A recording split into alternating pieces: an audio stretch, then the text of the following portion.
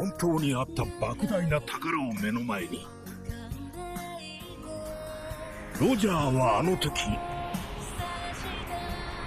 登録してた。 Car D Kaizoku. I honestly didn't expect to have enough news for another video so soon, but here's Kaizoku recap number 2, where we'll be going over any recent One Piece card game news, card reveals, and tournament results. We'll start off with card leaks and reveals this time, because I think that's the juicy part that you guys are looking forward to. We got a slew of new OP06 cards, including yet another new leader. Vinsmoke Reiju is a blue-purple, special type leader with 5000 power and 4 starting life. Her leader ability reads, your turn, once per turn, when one of your Dawn cards on the field is returned to your Dawn deck, draw 1 card. Pretty much the utility version of Magellan. Instead of gaining plus 1k power, we can draw a card instead.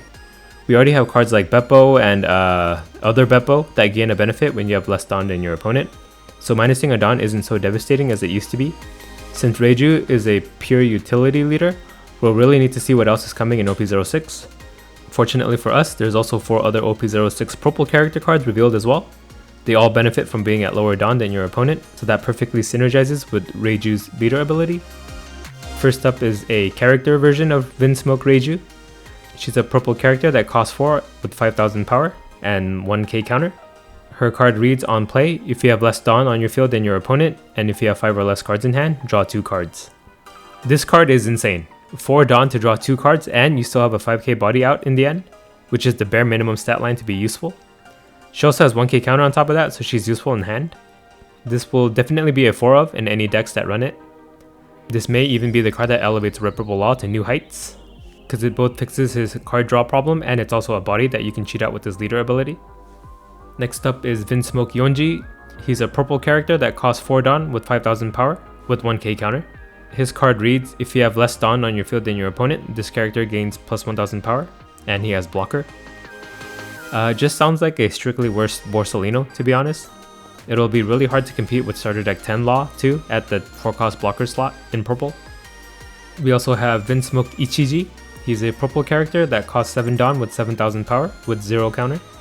His card reads, on play, if you have less Dawn on your field than your opponent, give up to one of your opponent's characters minus 2000 power for this turn, and this character gains rush.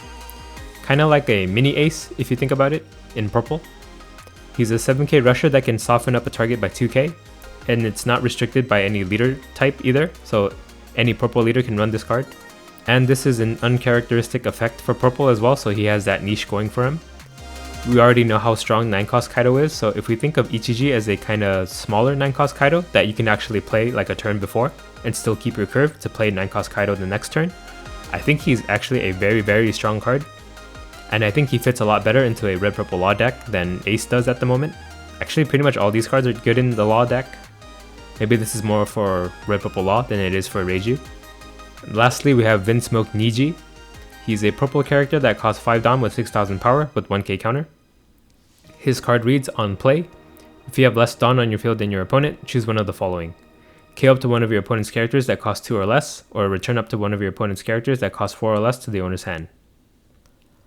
Pretty interesting card since it has 2 effects, but I will admit that I'm not familiar enough with OP06 to know exactly what this card is good against, but a very high utility card nonetheless. And I know I said lastly, but actually not lastly, we also have another leader that was revealed very recently. We have Uta as a red-purple leader with the special attribute with 5000 power and 4 starting life. Her leader ability reads, when attacking, you may trash 1 film type card from your hand. Give up to one of your opponent's characters minus 2000 power to the end of the turn. Then add up to 1 Dawn from your Dawn deck as rested. We get yet another red-purple leader, but this time with Uta. Uta gives us another film leader that can finally dip into the red package of film cards. Her leader ability seems amazing. It turns any card in your deck into a minus 2k effect and a ramp for 0 Dawn. If Gordon provides minus 3k for 1 Dawn, minus 2k for 0 Dawn sounds even better, right? Minus 2k on a character means they'll most likely die since that minus 2k persists the whole turn, meaning every attack into that target will require extra counter to save. I'm going to guess they will print more film cards in red and purple now too.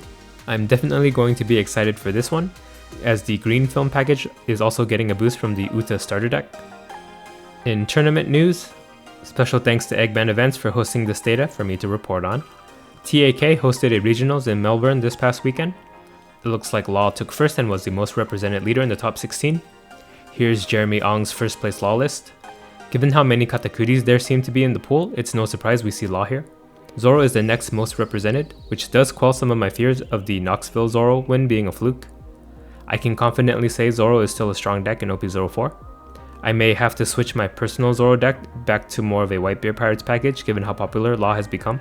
Straw Hat Zoro does have an easier time against Whitebeard, and I kinda made the meta call that Whitebeard would still be top dog, but things seem to be veering off into a different path than I expected. Interestingly enough, we also see an Ace in the top 16, so we'll feature their deck list too. Here's Ryan Lowe's Ace deck. There was also a Latin American offline regionals this same weekend. We see yet another Law top finisher, with Law and Katakuri being the two most represented leaders in the top 16. Here is Tomas Alvarez's first place Law list. Oddly enough, we see no Zoros again. Maybe the reassurance we got from Melbourne isn't as assured as we thought. As long as Katakuri remains the most popular deck, Law will continue to keep taking these tournaments away from them. I personally predict Katakuri's play rate to go down as the meta progresses, which may give room for Whitebeard or Zoro to make a resurgence. In One Piece card game news, sealed battle events will be starting up in November. They will work almost exactly like a sealed pre-release event, with the exception of the part where you can use any leader you want. For participating, you'll get a Rainbow Luffy leader card that you'll have to use during the event. This Luffy counts as all colors, all card names, and all card types. This leader card comes in a manga art style and also a live action version. This event will feature Sealed Battle Kit Volume 1. This pack contains 2 cards of some characters that showed up in the live action adaptation of One Piece. The winner of the event will get an Alt-Art OP04 Sabo card as well. Sign-ups go up on November 3rd, so mark that on your calendars. 2 new regional events were also added, one in Mexico, hosted by Kokui Hobby on December 2nd, and the other in England, hosted by Let's Play Games on December 9th. If you live in these countries and didn't get a chance to sign up for a regional event yet, here's your chance. We also got 2 new Treasure Cup events added, one in France, hosted by Gupia on December 16th, and the other in Germany, hosted by DreamHack, also on December 16th. This one's for my Euro bros. The Devil Fruits Collection Volume 1 product releases November 3rd. This product is actually pretty cool because it comes in a Gum Gum fruit case. It will contain 3 booster packs, a special art Dawn card, and 10 sleeves. There's 2 designs for both the sleeves and the Dawn. This would make a perfect gift or a decoration for your own collection. If you happen to be in Japan before October 31st, there is a One Piece card game gallery in Tokyo Narita Airport located at Terminal 1 North Wing, 4th floor. The gallery features cards in multiple languages and a photo opportunity to be in your own Dawn card. There will be an Alt-Art Promo Gear 5 Luffy that'll be available at the Bandai Card Games Fest World Tour. This is Bandai's global event for all their card games that'll culminate in a World Championship next year for the One Piece card game. Also, here's a look at some feature products that we'll get. I won't go into too much detail on them since they're not available to pre-order in English at the moment. We have the Championship Set 2023 Ace Sabo Luffy, Official Storage Box 2, Premium Card Collection Uta, Official Sleeves and Card Case Uta, and Premium Card Collection Live Action Edition. This covers pretty much everything I care to keep up to date with for this video. Like, comment, and share so I know if I should keep making more of these types of videos. Yeah, I know it's that cliche thing that YouTubers say all the time, but it really does help me know what type of videos I should be focusing my efforts into, which means better content for you guys, right? Okay, bye. Card D Kaizoku.